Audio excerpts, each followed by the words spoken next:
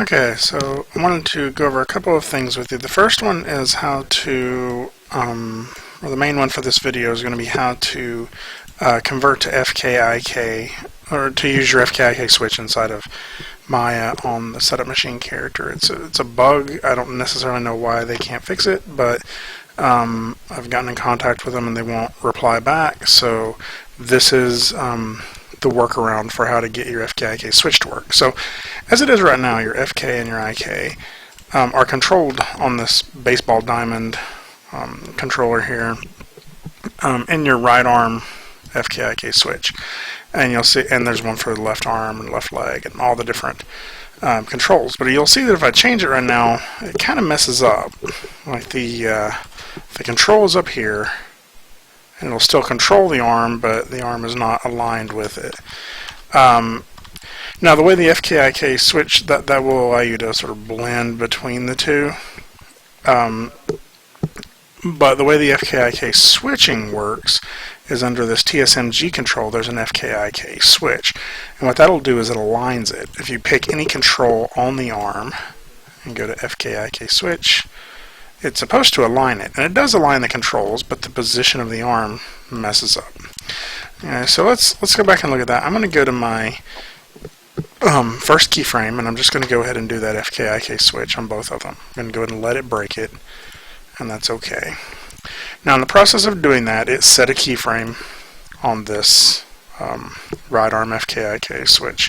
And we can see that if we go to our control panel and look at our arm FKIK switches, you'll see that it set that to 1 instead of 0, which is what all the rest of them are set to. And if we go on out here, you'll see it switches back to FK. So I'm just going to grab all of these keys here and set them to 1 as well. So type in 1 there. And so now you'll see that it constantly stays in IK, even though it's the broken IK. And that's alright. So what I'm going to do is I'm going to grab everything to do with the IK arms. So that's going to be pretty much just these end controllers, and then these are the elbow aims. And you'll see how those work in a little while later. And I'm just going to highlight my timeline and delete the keyframes on those. Okay? And so now basically I have those controls, but they're not animated anymore. Right?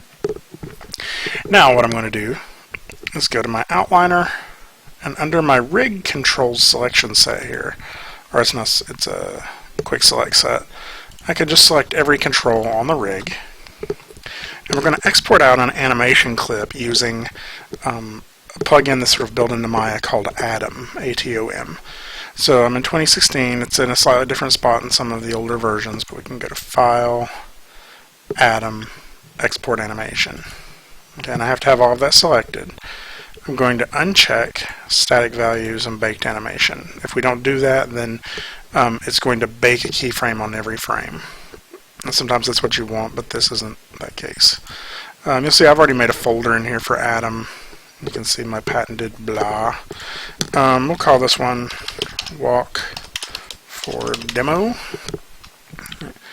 Save. And it's going to save a .atom file for Walk for Demo. I'm going to leave this set to selected. And then we can choose either of these we want. It's either all keyable or from channel box. They both seem to work. The time range we're going to export, we could say all, but really my time slider is encompassing everything I want to export. If you just wanted to export out a small section, you could do that, or you could even save a single pose. So hit apply and close, and what it's going to do is it's going to generate that Atom character, or that Atom, it's going to export out that Atom animation set. So now what I want to do is I want to do a new scene. I'm not going to save that. I go to File, Open Scene, File, Create Reference, and I'm going to click on my original female rig. So she comes in, should still have textures, there she is. And I'm going to go back in here and select that same set of rig controls. Okay, and now when I go to File, Atom, I'm going to import the animation. So I'm going to go find that clip. What is this?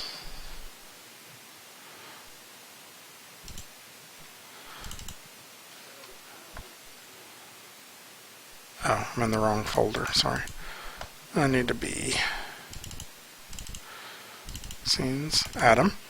And this is Walk for Demo. And when I hit Open, it's going to give me a couple more options. So I've got that. I have selected Setup. Match method is Hierarchy. And I usually leave this as set from file. Now, if you don't have any keyframes on here, you don't really have to hit this replace, but you can anyway, and it'll replace any keyframes that may be lurking in there. But it may give you some issues too. So for best results, you just need to make sure all of your keyframes are deleted. If I hit Apply and Close, you'll see now my character's arms are completely in IK. And so now if I wanted to convert this to like the push animation, I'll turn off my joints on show. I could just put this out in front of the character, right? This.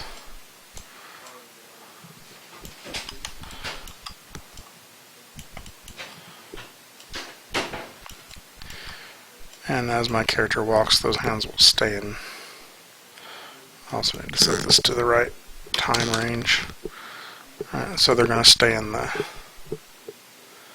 same spot. Something you may want to recognize is that I just did that, but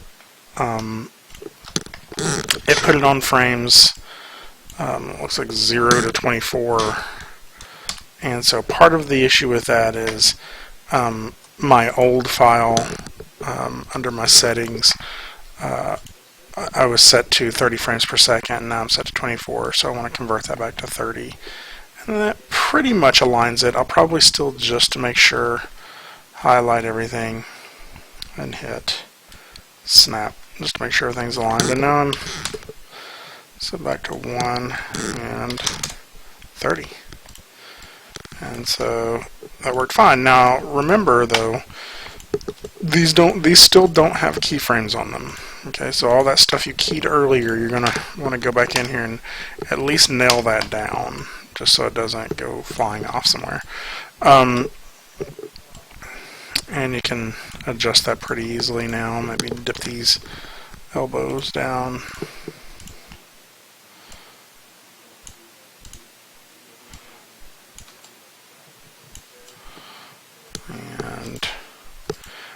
And then we can start doing any changes we need to make this look more like a push, right? So this is how we do the FKIK switch. Hopefully that is helpful. Let me know if you have any questions, and I'll talk to you soon. Bye.